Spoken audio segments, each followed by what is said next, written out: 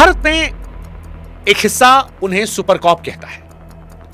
वो अफसर जिसने वो जंग भी जीत ली जो भारत की सेना भी नहीं जीत पाई थी, जिसने पंजाब को टूटने से बचा लिया, जिसने खालिस्तान आंदोलन की पंजाब में नींव तोड़ दी।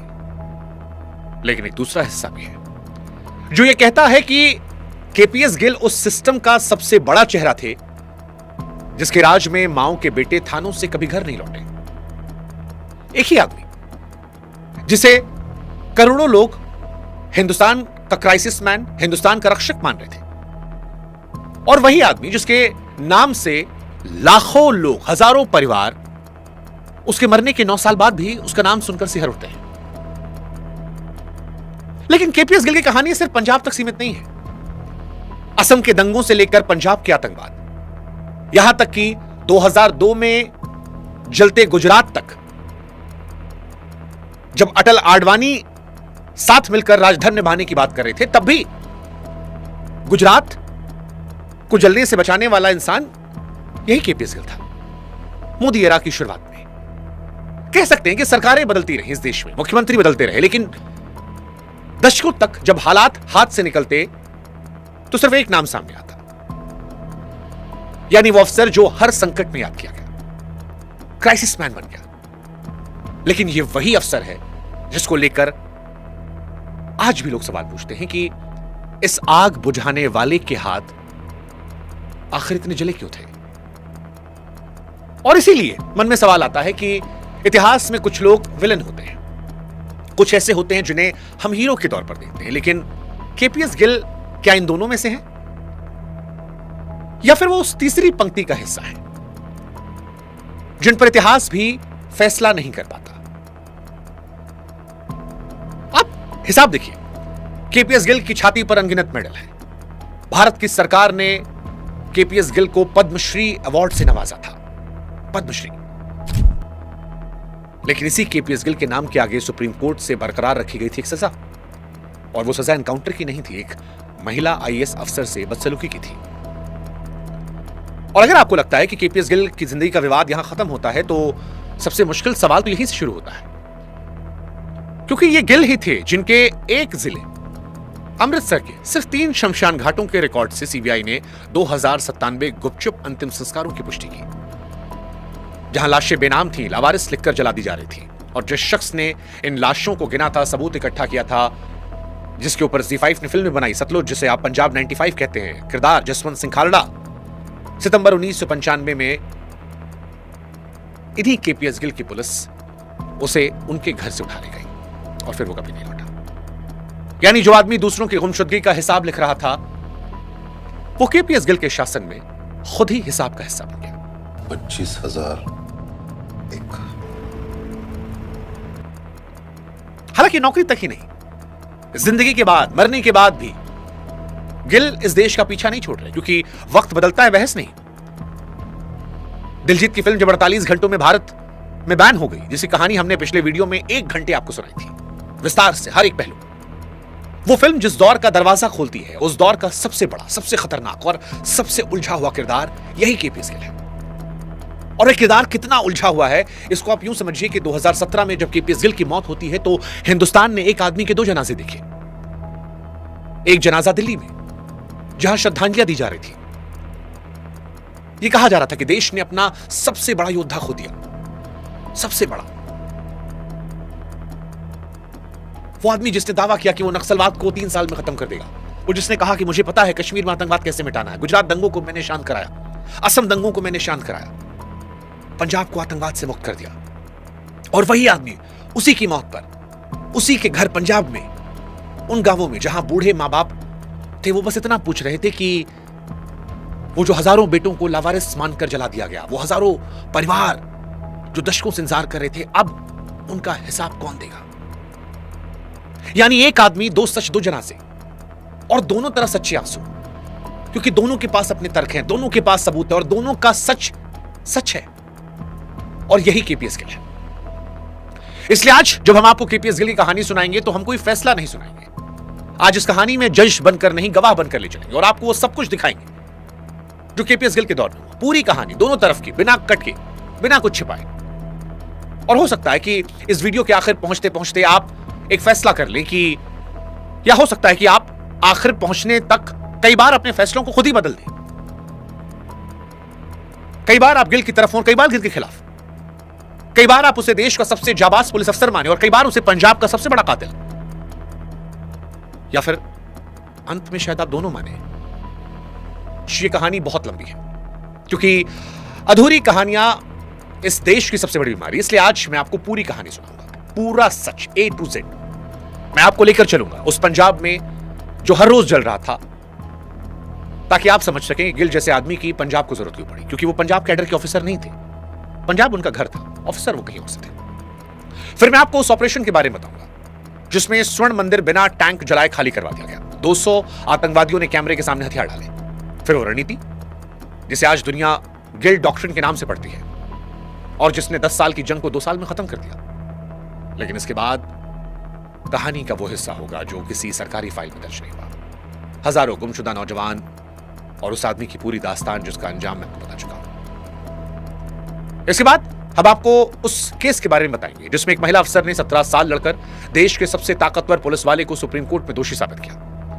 हम आपको 2002 का जलता हुआ गुजरात दिखाएंगे जहां आग बुझाने के लिए इन्हीं केपीएस गिल को उतारा गया था। और फिर आखिर में दोनों पक्षों की मजबूत दलीलें रखेंगे आमने सामने, सिर्फ दावों के जरिए नहीं, हर बात के साथ अदालत के फैसले, सीबीआई की जांच, सरकारी रिकॉर्ड, ताकि आप तय कर सकें कि आप केपीएस गिल को किस नजरिए से देखने वाले हैं। तो भाई साहब पानी मंगा लीजिए, आराम से बैठ जाइए, थोड़ा समय निकालिए, क्योंकि कहानी आपके लिए जानना बहुत जरूरी है। और इस कहानी को समझने के लिए आपको मेरे साथ 50 साल भी चलना पड़ेगा, उस पंजाब में जहां से यह आग सबसे पहले सुलगी थी।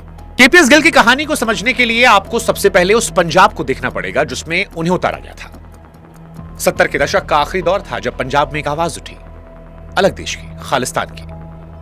पंजाब में हर तरफ जनरल सिंह भिंडरावाले का नाम गूंजने लगा। शुरुआत भाषणों से हुई, फिर बंदूकें बोलने लगी, अफसर मारे जाने लगे, पत्रकार मारे जाने लगे, आम लोग भी मारे जा रहे थे, हिंदू भी और वो सिख भी जो इस सोच से सहमत नहीं थे। इसके बाद आया साल 1984 जून का महीना। सरकार ने वो कदम उठाया जिसकी गूंज आज तक सुनाई पड़ती है, ऑपरेशन ब्लू स्टार। सेना स्वर्ण मंदिर में घुसी क्योंकि भिंडरावाले और उसके हथियारबंद साथी वहीं मोर्चा जमाए बैठे थे।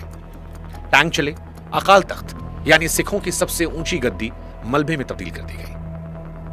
इसके बाद उस ऑपरेशन में भिंडरावाले की मौत हो गई, लेकिन सिख समाज के दिल में एक जख्म छूट गया।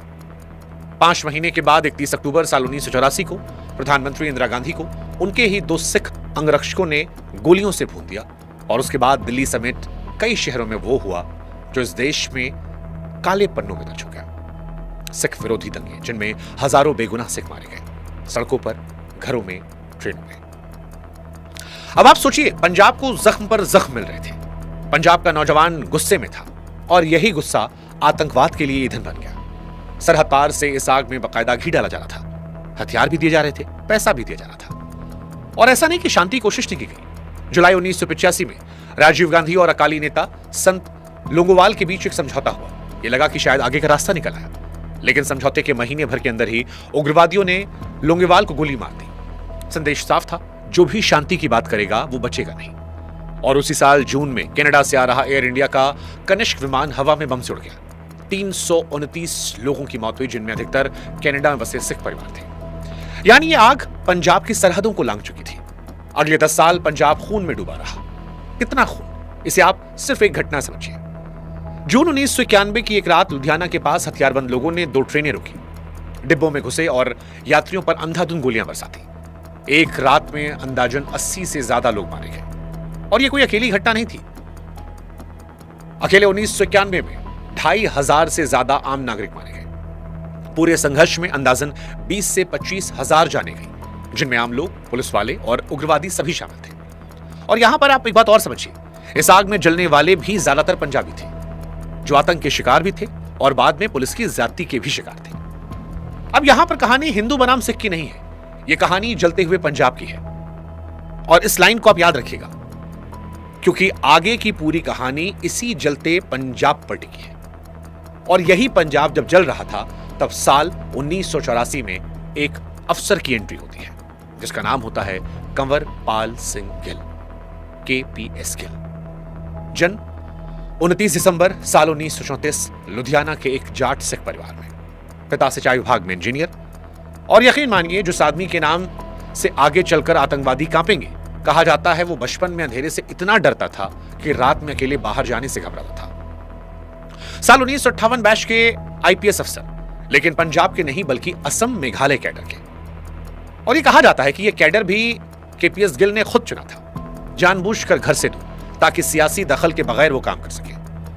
वहां पर करीब 28 साल नॉर्थ ईस्ट का उग्रवाद अपनी आंखों से देखा और उससे लड़ते रहे। उन असम वाले सालों का एक किस्सा वरिष्ठ पत्रकार शेखर गुप्ता ने सुनाया था। साल 1983 में दंगा प्रभावित इलाकों के दौरे से लौटते वक्त गिल का काफिला एक पुल पर फंस गया। सामने हथियारों से लैस हजारों की भीड़ थी। गिल के पास कुल जमा 7 राइफलें और एक मशीन गन। गिल शांत रहे और गाड़ी सीधे भीड़ की तरफ बढ़ा दी। भीड़ रास्ता छोड़ गई। सालों बाद जब गुप्ता ने पूछा कि उस दिन गोली क्यों नहीं चलाई, तो गिल का जवाब था, चलवाता तो कितने लोग मरते। यानी यह आदमी सिर्फ बंदूक का नहीं बल्कि नसों का खेल जानता था। वो समझता था कि ह्यूमन साइकोलॉजी से कैसे डील किया जाता है।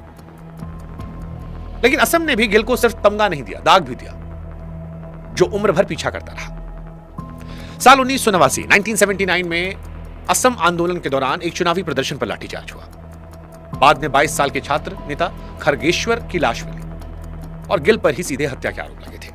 हालात ऐसे थे कि असम में कोई गवाह या वकील सामने आने को तैयार नहीं हुआ। केस दिल्ली हाईकोर्ट भेजा गया और बाद में सबूतों के भाव में गिल बरी हो गए। बरी, लेकिन सवाल जिंदा रहा। इतना जिंदा कि सालों बाद जब केंद्र ने असम का राज्यपाल बनाने का प्रस्ताव भेजा, तो असम की अपनी ही सरकार ने मना कर दिया था। यानी सरकार ने जलते पंजाब में एक ऐसा सिख अफसर उतारा जो एक बगावत को नजदीक से कुचल चुका था और जिसके नाम के साथ तमगे और इल्जाम दोनों पहले से चले आ रहे थे। और यहीं से शुरू होती है पंजाब में केपीएस गिल की कहानी। यहां मैं एक बात और साफ कर दूं कि ऐसा नहीं है कि पंजाब में केपीएस गिल के आने से पहले सख्ती नहीं हुई थी। पहले भी सख्ती आजमाई गई थी। केपीएस गिल से पहले पंजाब के डीजीपी थे जूलियो रिबेरो, जिनकी नीति का नाम ही पड़ गया था गोली का जवाब गोली। लेकिन हालात का अंदाजा इससे लगाइए कि 1986 में खुद रिबेरो पर जालंधर में उन्हीं की पुलिस लाइन के अंदर हमला हो गया। यानी डीजीपी जब अपनी ही छावनी में महफूज नहीं था, तो सवाल कि आम आदमी क्या हाल होगा। यानी पंजाब में जो सख्ती की जा रही थी, गिल उसके जनक नहीं थे, शुरुआत नहीं की थी। वो उसे उस मुकाम पर ले जाने वाले थे जहां से ये जंग पलटने वाली थी। और ये फर्क आप समझिएगा, क्योंकि ये फर्क आगे आपको समझाएगा चीजों को आसान तरीके से समझने में। क्योंकि जब जातियों का हिसाब होगा तो कटघरे में सिर्फ एक आदमी नहीं, वो पूरा सिस्टम होगा जो सालों से इसी रास्ते पर चला रहा था। और फिर 1988 आते आते इतिहास खुद को दोहराने लगता है। स्वर्ण मंदिर एक बार फिर उग्रवादियों के हिस्से चलाता है। स्वर्ण मंदिर में उग्रवादी जमा हो जाते हैं, हथियार बंद अंदर पहुंच जाते हैं, मोर्चे तैयार कर लियाते हैं। सरकार के सामने फिर वही पुराना सवाल होता है कि अब क्या करें। क्या एक बार फिर से सेना भेजें, क्या फिर से टैंक भेजी जाए। लेकिन इस बार कमान जो थी वो केपीएस गिल के हाथ में थी, जो कुछ महीने पहले ही पंजाब के डीजीपी बनाए गए थे। और गिल ने वो किया जो ऑपरेशन ब्लू स्टार का बिल्कुल उल्टा था। मई 1988 में operation black thunder KPS Gill ने चलाया। वैसे इसी नाम से 1986 में भी एक छोटा ऑपरेशन हो चुका था, लेकिन इतिहास में जो दर्ज हुआ वो 1988 का ये दूसरा फेज था गिल की कमान में। गिल ने सेना नहीं बुलाई, मंदिर में घुसने में जल्दबाजी नहीं की। उन्होंने पूरे परिसर की घेराबंदी कर दी। स्वर्ण मंदिर में बिजली काट दी, पानी काट दिया, खाना अंदर जाना बंद। अब जरा ये मंजर आप आंखों के सामने लाइए। आसपास की ऊंची इमारतों की छतों पर शार्प शूटर लेटे हुए हैं। दूरबीन से हर हरकत पर नजर रखी जा रही है। नीचे सड़क पर देश विदेश के मीडिया के कैमरे लाइन से लगे हुए हैं, लाइव दिखा रहे हैं। और अंदर अंधेरा है, भूख है, प्यास है, घटता हुआ हौसला है। यह गिल की सबसे कमाल की चाल थी कि मीडिया को भगाया नहीं, मीडिया को सामने बिठा दिया। अब अंदर बैठे लोगों के पास 2 ही रास्ते थे, या तो भूखे प्यासे मर जाओ या फिर बाहर आ जाओ। 10 दिन की घेराबंदी चली। बीच में एक दिन सीज फायर करके मंदिर में फंसे करीब 940 श्रद्धालुओं को बाहर निकाला गया। यानी घेराबंदी में भी हिसाब किताब था, कुछ भी अंधाधुंध नहीं था। कुछ उग्रवादी मुठभेड़ में मारे गए और फिर आया वो नजारा जो पूरी दुनिया ने अपनी आंखों के सामने देखा। करीब 200 उग्रवादी हाथ ऊपर करके कतार में कैमरों के सामने बाहर निकले और सरेंडर कर दिया। स्वर्ण मंदिर सुरक्षित रहा, कोई टैंक नहीं चला, अकाल तख्त नहीं टूटा, कोई नया धार्मिक जख्म नहीं बना। और जो उग्रवादी खुद को कौम का हीरो कह रहे थे, उन्हें दुनिया के सामने हथियार डालते देखा गया। उस वक्त ये सिर्फ फौजी जीत नहीं थी, ये सोच की जीत थी। ऑपरेशन ब्लू स्टार में टैंक चले थे, ऑपरेशन ब्लैक थंडर में कैमरे चले थे। और यही फर्क केपीएस गिल की पहचान हो गया। इसी के बाद देश ने उन्हें एक नाम दिया सुपर कॉप। साल 1989 में सरकार ने उन्हें पद्मश्री से नवाजा और अखबारों ने लिखा कि इस आदमी को पता है कि जंग जीती कैसे जाती है। लेकिन आप रुकिए, क्योंकि असली इम्तिहान अभी बाकी था। मंदिर खाली करवाना एक बात है और पंजाब से आतंकवाद को उखाड़ना बिल्कुल दूसरी बात है। और यहीं से शुरू होती है पंजाब में केपीएस गिल की लड़ाई। वो लड़ाई जिसमें कुछ लोग उन्हें आतंकवाद को मिटाने वाला सुपर कॉप कहते हैं, तो कुछ पंजाब में नौजवानों का कातिल जिसने लावारिस बोलकर पंजाब के बेटों को जला दिया। साल 1991 में पंजाब अपने सबसे बुरे दौर में था। हर साल हजारों मौत हो रही थी। हालात इतने खराब थे कि चुनाव तक टालने पड़े। पुलिस थानों में दुबकी थी। शाम ढलते ही सड़कों पर उग्रवादियों का राज होता था। कई पुलिस वाले तो डर के मारे वर्दी पहनकर घर नहीं जाते। और इस बदहाली की एक वजह यह भी थी कि गिल उस वक्त पंजाब में थे ही नहीं। साल 1990 में जब केंद्र की सरकार उग्रवादी गुटों से बातचीत की कोशिश कर रही थी, तो सामने एक शर्त यह भी आई थी कि गिल को पंजाब से हटा दो, तब शांति होगी। अब आप खुद सोचिए कि उग्रवादियों की शर्तों की लिस्ट में एक अफसर का नाम था। सरकार ने गिल को दिल्ली बुला लिया, लेकिन शांति आने की जगह हालात और बदतर हो गए। यहां तक कि नए डीजीपी के डॉक्टर बेटे तक को मार दिया गया। आखिरकार 1991 में नई केंद्र सरकार ने गिल को वापस पंजाब भेजा, और इस बार पूरी खुली छूट के साथ। इसी दौर में गिल दूसरी बार पंजाब के डीजीपी बनते हैं और आते ही पूरा खेल पलट देते हैं। उनकी रणनीति को आज दुनिया गिल डॉक्ट्रिन के नाम से जानती है, और ये कोई यूट्यूब वाली भाषा नहीं है। आज के दुनिया भर के काउंटर टेररिज्म एक्सपर्ट इसे बाकायदा पढ़ते और पढ़ाते हैं। और इस पूरी सोच की नींव में एक बात पक्की थी कि गिल का पक्का यकीन था कि उग्रवाद से जंग सेना या बाहर की फोर्स नहीं जीत सकती। ये जंग सिर्फ लोकल पुलिस जीत सकती है, क्योंकि गांव की गली और गली का आदमी सिर्फ वही पहचानती है। बाकी सब मदद कर सकते हैं, जीत पुलिस दिलाएगी। और ये बात आप समझिएगा। सबसे पहली बात, पुलिस अब बचाव नहीं करेगी। गिल के आने से यह बदल गया। वो हमला करेगी। वो थाने में बैठकर हमले का इंतजार नहीं करेगी, बल्कि गांव गांव जाकर ऑपरेशन चलाएगी। गिल खुद बुलेट प्रूफ काफिले में सबसे खतरनाक इलाकों में जाते, ताकि सिपाही का डर जो है वो खत्म हो जाए। उनका मानना था कि जिस दिन पुलिस का डर खत्म हो गया, उस दिन से उग्रवाद डरना शुरू कर देगा। इसके साथ ही भर्ती का दरवाजा खोल दिया गया। पंजाब पुलिस की ताकत करीब 35,000 से बढ़ाकर 60,000 की गई। और इसका एक छिपा फायदा भी था। जो नौजवान कल उग्रवाद की तरफ खिंच सकता था, वो वर्दी पहनकर उसी के खिलाफ खड़ा था। दूसरी बात, निशाने पर पैदल लड़ाके नहीं, कमांडर होंगे। गिल का सीधा हिसाब था कि सांप को मारना है तो पूंछ नहीं, फन कुछ लो। हर बड़े संगठन के टॉप कमांडरों की लिस्ट बनाई गई और एक एक करके वो लिस्ट छोटी होती गई। तीसरी बात, मुखबिरों का जाल, जिसको लेकर बहुत सारी फिल्में बनी। बाद में कैट जैसी फिल्म बनेगी। गांव गांव में पुलिस से कान, सरेंडर करने वालों के लिए माफी और पैसे का रास्ता, ताकि संगठन अंदर से टूट जाए और मारे गए या पकड़े गए उग्रवादियों पर पुलिस को नकद इनाम। यह आखिरी पॉइंट याद रखिएगा, आगे चलकर यही सबसे बड़े विवाद की जड़ बनेगा। और चौथी बात, शायद सबसे असरदार, रात पर कब्जा, जिससे पुलिस की भाषा में बाकायदा नाम दिया गया नाइट डोमिनेंस। आपको समझना पड़ेगा कि उग्रवाद की असली ताकत रात होती है। रात में ही हथियार इधर से उधर जाते हैं। रात में ही लड़ाके गांवों में खाना खाते हैं, पनाह लेते हैं। गिल ने उनसे वो रात छीन ली। रात के नाके, रात की घेराबंदी, रात के ऑपरेशन। जो रातें कभी उग्रवादियों की थी, वहां भर मोड़ पर पुलिस खड़ी थी। पनाह देने वाले गांव हाथ खींचने लगे, क्योंकि उग्रवादी को खाना खिलाने का मतलब था अगली सुबह पुलिस का दरवाजे पर पहुंच जाना। गिल कहते कि जो रात जीतता है वही पंजाब जीतता है। और पांचवी बात, बंदूक के साथ बैलेट। 1992 में गिल की सुरक्षा में चुनाव करवाए गए। उग्रवादियों ने बहिष्कार की धमकी दी थी और वोट सिर्फ 24% के आसपास पड़े, लेकिन सरकार बन गई। बेअंत सिंह मुख्यमंत्री बने और पुलिस के पीछे एक चुनी हुई सरकार खड़ी थी। और यहीं से शुरू होता है पंजाब में आखिरी और सबसे आक्रामक दौर। पंजाब में जिस केपीएस गिल की पुलिस पर 2,500 से ज्यादा लोगों के एनकाउंटर और लावारिश बताकर जलाने के आरोप लगे, उस आतंकवाद और पुलिस की जंग में पुलिस ने भी कीमत चुकाई थी। इस जंग में 1700 से ज्यादा पुलिसकर्मी मारे गए थे। पंजाबी पुलिसकर्मी, पंजाब के रहने वाले, उनके परिवार, उनके बच्चे निशाने पर थे। सिर्फ सिपाही नहीं, बड़े अफसर तक मारे गए थे। एसएसपी गोविंद राम को उनके दफ्तर में बम से उड़ाया गया था। यानी उस दौर में वर्दी पहनने का मतलब भी था पूरे परिवार की जान दांव पर लगाना। हालांकि जीत की इस कहानी में एक कड़वा मोड़ भी है।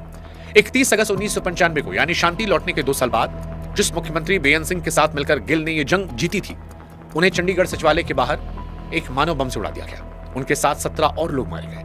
और सबसे बड़ा धक्का यह था कि वो हमलावर कोई बाहरी नहीं, पंजाब पुलिस का एक सिपाही निकला। यानी आग बुझ गई थी, लेकिन चिंगारियां जिंदा थी और सिस्टम के अंदर थी। अब आप ये तारीख याद रखिएगा, 31 अगस्त 1995, क्योंकि इसके ठीक 6 दिन बाद एक और आदमी गायब होने वाला था। गिल के चाहने वाले ये कहते हैं कि यह आदमी ना होता तो आज नक्शे पर पंजाब कहां होता कोई नहीं जानता। लेकिन वो सवाल जो इस पूरी कहानी को पलटता है, पंजाब शांत तो हो गया, लेकिन ये शांति आई कैसे? इसकी शांति की कीमत किसने चुकाई? अब तक आपने जो सुना वो अखबार के पहले पन्ने की कहानी थी। अब वो कहानी जो शमशान घाटों के रजिस्टरों में लिखी गई कि केपीएस गिल के दौर में हजारों नौजवान आखिर गए कहां। ये कहानी का वो हिस्सा है जिसकी वजह से सतलुज जैसी फिल्में 30 साल बाद भी हटा दी जाती हैं।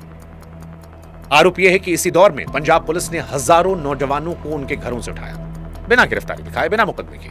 कईयों को कथित फर्जी मुठभेड़ में मार दिया गया, कईयों के शव को लावारिस बताकर चुपचाप जला दिया गया, नहरों में बहा दिया गया। इनाम वाली पॉलिसी ये निकाली गई थी। और यहां दोनों का तर्क समझेगा। पुलिस का पक्ष यह था कि जान जोखिम में डालने वाले सिपाही को इनाम देना दुनिया भर में उग्रवाद से लड़ने का काम तरीका है, इसमें कुछ नया नहीं है। इसके आलोचक जो थे वो ये कह रहे थे कि जब इनाम लाश पर मिलने लगता है तो कुछ लोगों के लिए मुठभेड़ धंधा बन जाती है, क्योंकि जितनी लाशें उतना पैसा उतनी तरक्की। और ये धंधा चलता कैसे है, इसका आरोपों वाला खाका बाकू सकते हैं। आपने किसी नौजवान को उठाया, कुछ दिन गैर कानूनी हिरासत में रखा, फिर किसी सुनसान जगह मुठभेड़ दिखा दी, शव को अज्ञात उग्रवादी बताकर जला दिया और फाइल में कामयाब एनकाउंटर, इनाम और तरक्की दर्ज। न लाश का कोई दावेदार, न सवाल पूछने वाला। यही वो पैटर्न है जो आगे चलकर खालड़ा केस की अदालती जांच में हूबहू निकला। अब सच इन दोनों के बीच कहीं रहा। उन कागजों में बदलने वाला एक ही आदमी था, याद है वो नाम जिसका नाम थोड़ी देर पहले लिया था हमने, जो दूसरों की गुमशुदगी का हिसाब करते करते खुद उस हिसाब का हिस्सा बन गया। नाम जसवंत सिंह खालड़ा, वही व्यक्ति जिसका किरदार सतलुज में दिलजीत दोसांझ ने निभाया है। ना कोई पुलिस वाला, ना उग्रवादी, अमृतसर के बैंक में काम करने वाला एक सीधा साधा आदमी जिसका किरदार फिल्म में दिलजीत ने निभाया। 1992 में खालड़ा के बैंक के डायरेक्टर पियारा सिंह को पुलिस उठा ले गई। बाद में पता चला कि मुठभेड़ में मारे गए। परिवार को बगैर बताए अंतिम संस्कार कर दिया गया। खालड़ा के दिमाग में एक सवाल आया कि अगर परिवार को बिना बताए जलाया गया तो ऐसे कितने और अफसर होंगे। और फिर यह बैंक का बाबू वो कर गया जो बड़ी बड़ी एजेंसियां नहीं कर पाई। खालड़ा ने शमशान घाटों के नगरपालिका के रिकॉर्ड खंगाले, चिता की लकड़ी खरीदने के रजिस्टर तक। अमृतसर के 3 शमशान घाटों, दुर्गियाना, पट्टी और तरन तारण से जो निकला उसे पहली नजर में यकीन करना मुश्किल था। हजारों लावारिस अंतिम संस्कार। खालड़ा का दावा था कि पूरे पंजाब में करीब 25,000 लोग गायब हुए। अब आप यहां पर एक सेकंड रुकिए और सोचिए, यह सब करने वाला कोई अकेला आदमी नहीं था। घर में पत्नी थी, बच्चे थे, यानी खालड़ा के पास खोने के लिए बहुत कुछ था और वो जानते थे कि वो क्या गिन रहे हैं, उनके साथ क्या हो सकता है। और यह फर्क बहुत महत्वपूर्ण है क्योंकि यही ईमानदारी है। 25,000 खालड़ा का दावा था पूरे पंजाब के लिए। हालांकि जो पुष्टि हुई वो भी कम भयानक नहीं थी। सीबीआई ने जांच के बाद इन्हीं शमशान घाटों के इलाकों में 2097 गैर कानूनी अंतिम संस्कार कंफर्म किए थे। और ध्यान रखिए, ऐसा नहीं कि सीबीआई ने बाकी पंजाब देखा और कुछ नहीं मिला। उसकी जांच का दायरा ही सिर्फ यही इलाका था, बाकी पंजाब की गिनती कभी की ही नहीं गई। इसीलिए केवल 2000 के आसपास का इलाका यहां से मिलता है। 1995 की शुरुआत में खालड़ा कनाडा भी गए थे और ये दस्तावेज दुनिया के सामने रखे थे। वहां उन्होंने एक बात कही थी जो इतिहास में दर्ज हुई। एक दिए की कहानी जिसको हमने पहले भी सुनाया था, जो नहीं जानते उन्हें फिर से बता दे रहे हैं कि मैं अंधेरे को मिटाना चाहता हूं। वो दिया जो अंधेरे को मिटाना चाहता है और आज लाखों लोग वो दिया बनकर ये बात रख रहे हैं। हालांकि खालड़ा साहब जब भारत लौटे तो धमकियां मिली और ये धमकियां अदालत के रिकॉर्ड में दर्ज हैं। तरन तारण के एसएसपी अजीत सिंह संधू की तरफ से खालड़ा को सीधा संदेश पहुंचाया गया कि बंद कर दो वरना तुम भी उन्हीं लावारिस लाशों की लिस्ट में जाओगे।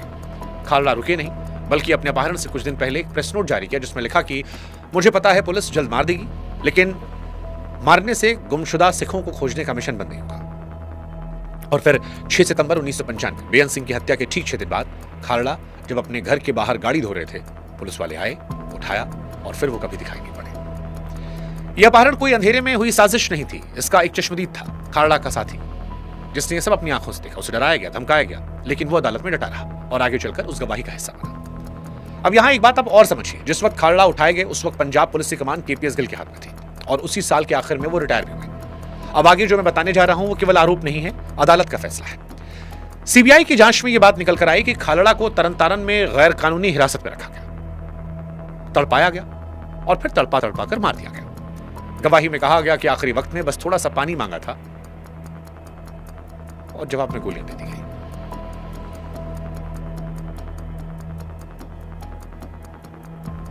निशब्द हो गया, सिर्फ पानी मांगा था और गोलियां दी गई। ये बेचैन करने जैसा है। खैर, कहानी सुनाना है, शो मस्ट कंटिन्यू। यही वो पल था जब गिल को सुपर कॉप से कातिल के नजरिए में पंजाब के एक वर्ग ने देखना शुरू कर दिया। और यह अदालत नहीं माना, गिल को लेकर नहीं, लेकिन 2005 में अदालत ने 6 पुलिस वालों को अपहरण और हत्या का दोषी ठहराया। साल 2007 में हाईकोर्ट ने सजा उम्र कैद तक पहुंचाई और यह फैसला आसमान से नहीं आया। खालड़ा के जाने के बाद उनकी पत्नी परमजीत कौर ने वो दिया था 10 साल तक अदालतों के चक्कर लगाती रही, गवाहों को जोड़े रखा, धमकियां झेली और तभी सजा हुई। यानी जो दिया बुझाया गया था उसकी लौ एक औरत ने जिंदा रखी। और सबसे बड़ी बात, जिस सच को साबित करने में खालड़ा ने जान लगाई थी, उनकी अपनी मौत ने खुद उसी सच पर अदालती मुहर लगा दी। इसके बाद सुप्रीम कोर्ट ने मामला राष्ट्रीय मानवाधिकार आयोग को सौंपा और सैकड़ों परिवारों को मुआवजा मिला। और उन 2097 में एक डिटेल ऐसी है जो लावारिस को और भयानक बनाती है। जांच में इनमें से करीब 582 शवों की पूरी पहचान हो गई। मतलब सैकड़ों शव ऐसे थे जिनका नाम पता मालूम किया जा सकता था, लेकिन फिर भी परिवारों को खबर नहीं दी गई, चुपचाप जला दिया गया। ज्यादातर मामलों में यह कभी तय नहीं हुआ कि मारा किसने। पैसा मिला परिवारों को, लेकिन जवाब नहीं मिला। एक और नाम याद रखिएगा, तरन तारण के पूर्व एसएसपी अजीत सिंह संधू, जिनकी धमकी का जिक्र आपने सुना। खालड़ा केस में वो मुख्य आरोपी थे, जेल गए, जमानत पर छूटे और 23 मई 1997 को ट्रेन के आगे कूदकर जान दे दी। मौके से पंजाबी में लिखा एक नोट भी था, जलालत दी जिंदगी जीण नालों मर जाना ही चंगा है। यानी जिल्लत की जिंदगी जीने से मर जाना बेहतर है। यह कहानी सिर्फ मारे गए लोगों की नहीं है, उस सिस्टम की भी है जिसने आखिर में अपने ही सिपाहियों को भी अकेला छोड़ा था। और गिल उनका पक्ष भी आपको पूरी ईमानदारी से सुनाते हैं। गिल ने सिस्टम के तौर पर फर्जी मुठभेड़ के आरोप को हमेशा खारिज किया। केपीएस गिल का यह तर्क था कि जंग जैसे हालात में 100% साफ सुथरा ऑपरेशन मुमकिन नहीं होता है। कुछ ज्यादतियां हुई होंगी, लेकिन उनके मुताबिक ज्यादातर मुठभेड़ असली उग्रवादियों से हुई थी। गुमशुदगियों पर उनका जवाब और भी तीखा था। उनका दावा था कि लापता बताए गए लोगों में बहुत से लोग मरे नहीं, बल्कि विदेश भाग गए। उनके परिवार वालों को उनके ठिकाने पर थे। और तो और गिल यहां तक दावा करते कि उग्रवाद के खिलाफ दुनिया में जितनी भी लड़ाइयां लड़ी गई, पंजाब की यह मुहिम सबसे ज्यादा काबू में रही, सबसे ज्यादा इंसानी थी। वो कहते थे कि पूरी फोर्स को कातिल कहना उन 1700 शहीदों का अपमान है जिन्होंने वर्दी में जान दी। और एक तथ्य यहां आप ये भी समझिए, खालड़ा केस में सजा निचले स्तर के पुलिस वालों को हुई। खुद गिल पर इस मामले में कभी कोई केस नहीं चला। किसी भी अदालत ने उन्हें कभी मुठभेड़ों का दोषी नहीं पाया। वो आखिरी सांस तक अपने अफसरों के बचाव में चट्टान की तरह खड़े रहे। समर्थक इसे नेतृत्व कहते हैं। एक कप्तान ने अपने सिपाहियों को अकेला नहीं छोड़ा। आलोचक इसे ढाल कहते हैं, जिसके पीछे गुनाह छिपते रहे। कौन सही, ये आप सोचते रहिए। तब तक मैं आपको एक ऐसा किस्सा सुनाता हूं जो बंदूकों और मुठभेड़ से बहुत दूर हुआ था। हाँ, और यही एक सवाल उठा कि जो आदमी हजारों मुठभेड़ों के इल्जामों में अदालत में कभी दोषी नहीं ठहराया गया, वो आखिर हारा कहां? जवाब आपको परेशान कर देगा। एक पार्टी की शाम में 18 जुलाई साल 1988 चंडीगढ़ में अफसरों की एक पार्टी थी। वहां मौजूद थी वरिष्ठ आईएएस अधिकारी रुपेन देवल बजाज। आरोप है कि उस पार्टी में देश के सबसे ताकतवर पुलिस अफसर केपीएस गिल ने उनके साथ छेड़छाड़ की। अब आप सोचिए कि एक तरफ वो आदमी जिससे पूरा देश पंजाब का रखवाला मान रहा है, दूसरी तरफ एक महिला अधिकारी जो कह रही है कि रुतबा कितना बड़ा हो। गलत तो गलत है। बजाज कहती हैं कि जब शिकायत की तो ऊपर से नीचे तक पूरा तंत्र मामले को दबाने में लग गया। यहां तक कि एक बड़े अफसर ने कहा कि ऐसी चीजें होती रहती हैं, खुद को खुशकिस्मत समझो कि बात आगे नहीं बढ़ी। लोगों ने कहा कि छोड़ दीजिए, आप जीतेंगे नहीं। लेकिन बजाज ने केस लड़ा। 1 साल नहीं, 2 साल नहीं, 17 साल। 2005 में सुप्रीम कोर्ट का फैसला आया, गिल को दोषी ठहराया गया। अदालत ने जेल की जगह प्रोबेशन और जुर्माने में जरूर बदल दी, लेकिन दोष बरकरार रखा। हालांकि गिल ने इसके बाद भी कभी सार्वजनिक तौर पर माफी नहीं मांगी। और बजाज, जुर्माने के पैसे उन्होंने एक महिला संगठन को दान कर दिए। उन्हें पैसा नहीं चाहिए था, बस इतिहास में एक लाइन चाहिए थी कि रुतबा कितना भी बड़ा हो, गलत गलत होता है। और यह आरोप नहीं, देश की सबसे बड़ी अदालत की मोहर थी। अब आप इस तस्वीर को समझिए कि एक तरफ केपीएस गिल के हाथ में पद्मश्री और नाम के आगे सुप्रीम कोर्ट से बरकरार रखी गई सजा। ये जो विरोधाभास है, यही केपीएस गिल है। और यह विरोधाभास सिर्फ केसेस से नहीं था, उनकी शख्सियत में भी था। बहुत कम लोग जानते हैं कि यह सख्त चेहरे वाला पुलिस वाला अंग्रेजी साहित्य का पढ़ाकू था। गालिब की शायरियों का बड़ा शौकीन था। रिटायरमेंट के बाद उसने किताबें लिखी, जिसमें सबसे चर्चित थी Punjab the knights of falsehood, जहां पंजाब की उस जंग और अपने हर फैसले का खुलकर बचाव किया। यानी एक हाथ में कविता और दूसरे में देश की सबसे खूनी जंग की कमान। ना कभी माफी मांगी, ना कभी अफसोस। वो टीवी की बहसों में आखिर तक यही कहते रहे कि मैंने पंजाब को बचाया है और मुझे इस पर गर्व है। पंजाब के बाद की जिंदगी भी उतार चढ़ाव वाली रही। बीच में 14 साल भारतीय हॉकी फेडरेशन की अध्यक्षता की। जो 1998 के एशियन गेम्स के गोल्ड से शुरू होकर 2008 में उस मुकाम पर खत्म हुई जब भ्रष्टाचार के आरोपों के बीच भारतीय ओलंपिक संघ ने फेडरेशन को ही भंग कर दिया और उसी साल हॉकी का जन्मदाता देश ओलंपिक तक नहीं खेल पाया। हालांकि हॉकी साइड स्टोरी थी, लेकिन असली सवाल यह कि वर्दी उतरने के बाद भी यह आदमी हर आग में आखिर क्यों बुलाया जाता रहा। जलते गुजरात से नक्सली जंगलों तक हर बार केपीएस गिल भारत के क्राइसिस मैन कैसे थे।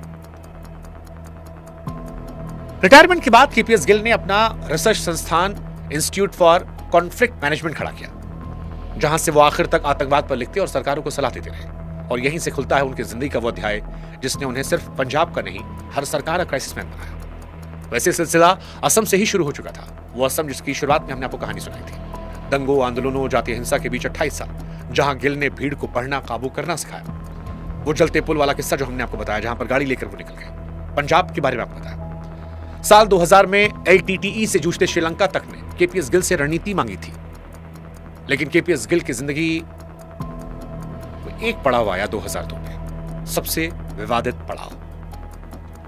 27 फरवरी साल 2002 गोधरा में साबरमती एक्सप्रेस की एक बोगी जलाई गई थी। 59 लोग मारे गए थे, अधिकतर कार सेवक थे। उसके बाद गुजरात ऐसा जला जैसे आजाद भारत में कम ही देखा गया। हफ्तों तक हिंसा चली। सरकारी आंकड़ों में 1000 से ज्यादा मौतें हुई, जिसमें बड़ी तादाद मुसलमानों की थी। सवाल हर तरफ से उठ रहे थे और हालात काबू में नहीं आ रहे थे। तब केंद्र की वाजपेयी सरकार को एक बार फिर वही नाम याद आया और 2002 में केपीएस गिल को गुजरात भेजा गया। उस वक्त के मुख्यमंत्री और मौजूदा दौर में भारत के प्रधानमंत्री नरेंद्र मोदी का सुरक्षा सलाहकार बनाकर। केपीएस गिल ने गुजरात में भी वही किया जो उनकी पहचान थी। पुलिस को जवाबदेह बनाया, ढील बरतने वाले अफसरों पर सख्ती, सड़कों पर फोर्स की दिखती हुई मौजूदगी। उनके पहुंचने के बाद हफ्तों में हिंसा थमती चली गई। अब इसका कितना श्रेय केपीएस गिल को जाता है, इस पर राय बटी है। समर्थक कहते हैं कि गिल के आते ही पुलिस का रवैया बदल गया। ये उनकी ताकत थी कि हिंदू मुसलमान दोनों शांत हो गए। लोगों को डर था कि जो कुछ इसने पंजाब में किया था वो गुजरात में नहीं होना चाहिए, और इसी वजह से लोग शांत हुए, दंगाई शांत हुए, डर गए। पुलिस अफसर में हौसला आ गया, वो फोर्स की रीढ़ सीधी करते थे। आलोचक कहते हैं कि हिंसा का सबसे बुरा दौर उनके पहुंचने से पहले गुजर चुका था। एक सलाहकार के पास कितनी ताकत होती है लोग जानते हैं। सालों बाद 2013 में अपनी जीवनी के प्रमोशन के दौरान एक इंटरव्यू में गिल ने उन दंगों में मुख्यमंत्री की किसी भूमिका से इंकार किया था। इस बयान ने उन्हें उस बहस का भी किरदार बनाया जो आज तक खत्म नहीं हुई। यानी गुजरात में भी गिल वही कर रहे थे जो पूरी जिंदगी थी, एक पक्ष के लिए आग बुझाने वाला और दूसरे के लिए सवालों के घेरे में खड़ा थी। इसके बाद 2006 में नक्सलियों से जूझते छत्तीसगढ़ ने बुलाया। यानी असम से लेकर पंजाब, पंजाब से लेकर श्रीलंका, श्रीलंका से लेकर गुजरात और गुजरात से लेकर बस्तर के जंगलों तक, जहां जहां हिंदुस्तान में आग लगी, कोई भी सरकार, कोई भी मुख्यमंत्री, नाम सबको एक याद आ रहा था, केपीएस गिल का। और आप ये भी याद रखिए कि आदमी खुद ताउम्र निशाने पर रहा। कई बार केपीएस गिल की हत्या की साजिशें पकड़ी गई। आखिरी सांस तक उसे सबसे ऊंचे दर्जे की सुरक्षा में जीना पड़ा। जिस जंग को वो जीत चुके थे वो उनके लिए कभी पूरी तरह खत्म नहीं हुई। केपीएस गिल के बारे में कहते हैं कि वो शराब के बड़े शौकीन थे। कितनी शराब गटक लेते थे अंदाजा नहीं, और फिर भी अपने आप को संभाल लेते थे, अपनी शर्तों पर जिंदगी जी। और फिर 26 मई 2017 को दिल्ली में 82 साल की उम्र में उनका निधन हो गया। उनकी मौत के दिन देश की प्रतिक्रिया वही थी जो पूरी जिंदगी में थी, दो हिस्सों में बटी हुई। एक तरफ श्रद्धांजलियों की बाढ़ आई कि देश ने अपना सबसे बड़ा योद्धा खो दिया। दूसरी तरफ पंजाब के गांवों में बैठे वो बूढ़े माँ बाप जिन्होंने बस इतना पूछा कि हमारे बेटों का हिसाब कौन देगा। और यहीं से जन्म लेता है वो सवाल अंत में कि केपीएस गिल आखिर कौन थे? हिंदुस्तान के क्राइसिस मैन, भारत का सबसे जाबाज बेटा, या पंजाब का कातिल, या पंजाब का रखवाला? देखिए, इसमें दो पक्ष हैं और ये कमजोर दलीलों से नहीं, ताकत से बता रहे हैं। पहला पक्ष जो कहता है रखवाला, सबूत आज का पंजाब शांत है, आबाद है, हिंदुस्तान का हिस्सा है। समर्थक सबसे पहले यही कहते हैं कि जो लोग आज गिल पर सवाल उठाते हैं वो उसी पंजाब में उठा रहे हैं जो गिल के बाद का है। वो याद दिलाते हैं कि सामने वाला कोई साधु नहीं थे। गिल के सामने वो लोग थे जिन्होंने 1700 से अधिक पुलिसकर्मियों को मारा था, जो ट्रेनों और बसों से यात्रियों को उतार कर लाइन में खड़ा कर गोली मारते थे, जिनसे बातचीत की हर कोशिश नाकाम थी। और अगर संभव होती तो 90 के दशक में जब भारत सरकार ने गिल को दिल्ली बुलाया था, जो आतंकवादियों ने कहा था, तो शांति आती। उस वक्त के डीजीपी के बेटे की हत्या नहीं होती, 1700 से अधिक शहीद पुलिसकर्मी नहीं होते। गिल के चाहने वाले कहते हैं खालड़ा केस समेत किसी भी मुठभेड़ के मामले में किसी अदालत ने गिल को पर्सनली दोषी नहीं माना, और दुनिया के इतिहास में शायद ही कोई हथियारबंद बगावत फूलों से खत्म हुई होगी। लेकिन दूसरा पक्ष जो केपीएस गिल को कातिल कहता है, उसका सबसे बड़ा तर्क यह है कि नतीजा चाहे जो भी हो, तरीका उसे जायज नहीं बना देता। संविधान को ताक पर रखकर जो शांति आई वो शांति नहीं, खामोशी है जो डर से पैदा की जाती है। अगर सिर्फ 3 शमशान घाट से केपीएस गिल के दौर में 2097 गुपचुप अंतिम संस्कार लावारिस लाशें निकलती हैं तो पूरे पंजाब में कितनी होगी, और उसका हिसाब तो हुआ ही नहीं। और जो आदमी सिर्फ गिनती कर रहा था उसे भी मार दिया गया। अदालत ने माना कि मारने वाले वर्दी में थे। मुआवजे बांटे गए, कुछ सिपाही जेल गए, लेकिन ऊपर बैठे किसी अफसर की जवाबदेही तय नहीं हुई। सजा हमेशा नीचे वालों तक रही जो ऊपर गई ही नहीं। सबसे ताजा सबूत यह है कि जख्म आज भी हरा है। 2026 में भी एक फिल्म 48 घंटे नहीं झेल पाई। अब आखिरी बात ध्यान सुनिएगा। पंजाब में 2 माएं हैं। एक वो मां जिसका बेटा रोज की तरह बस में बैठा था, उग्रवादियों ने बस रोकी, बेटे को उतारा, गोली मार दी। उस मां से अगर आप पूछेंगे केपीएस गिल कौन है तो वो कहेगी वो ना आते तो यह सिलसिला कभी रुकता नहीं।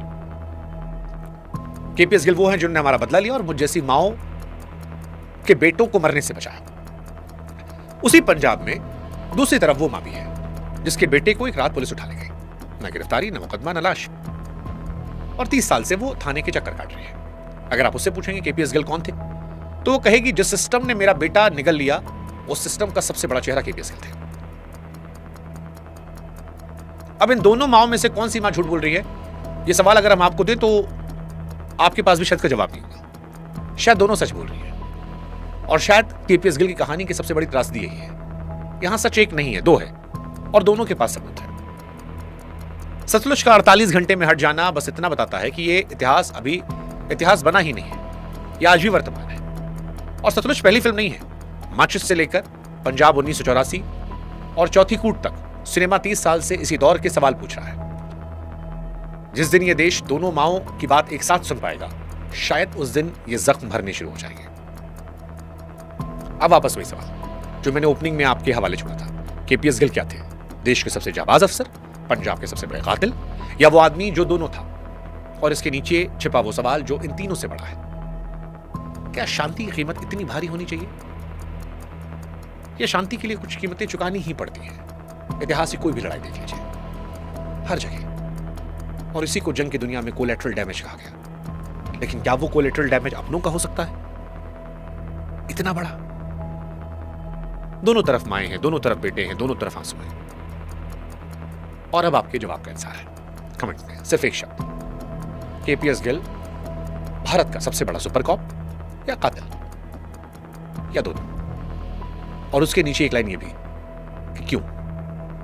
बस इस एक शर्त के साथ।